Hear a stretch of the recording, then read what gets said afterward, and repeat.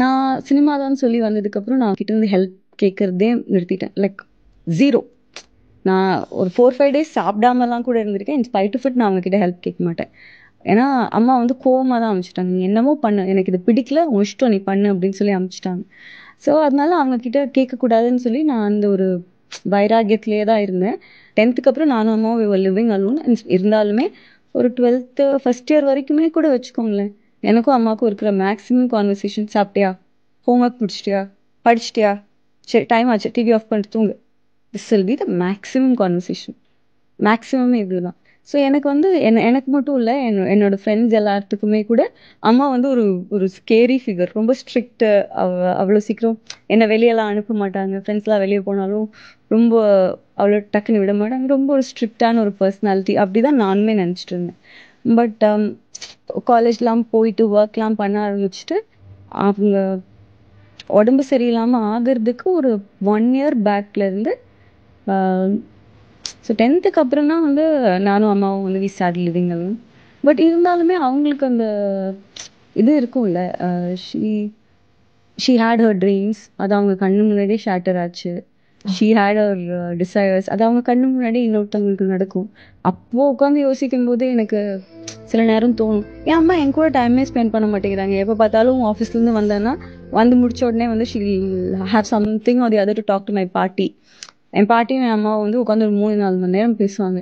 எனக்கு அது வந்து பிஸ் ஆஃப் எல்லாம் ஆகும். நைட்லாம் வந்து இன்ஃபேக்ட் சண்டை போடுவேன். எனக்கு தூக்கம் வருது. ஆக்சுவலி நிஜமாக தூக்கம்லாம் வந்திருக்காது. But I really hate them talking to each other. என் கூட டைம் ஸ்பெண்ட் பண்ணாங்க. But right now when I sit and think, எவ்வளோ கோ த்ரூ பண்ணியிருப்பாங்க. அவங்களுக்கு அதை வெண்ட் அவுட் பண்ணுறதுக்கு ஸ்பேஸ் வேணும் தானே. அண்ட் ஐம் கிளாட் மை பாட்டி வாஸ் தேர். பாட்டி அண்ட் ஆல், என் பாட்டி அம்மா எல்லாமே I think I still take is an example.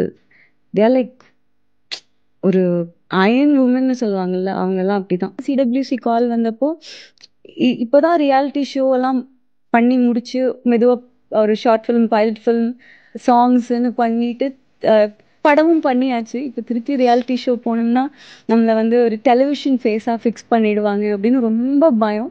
But ரொம்ப ஆனஸ்ட்டாக மானிட்டரி பெனிஃபிட்ஸ்க்காக மட்டுமே அப்போ ஐ signed up cook with Comali.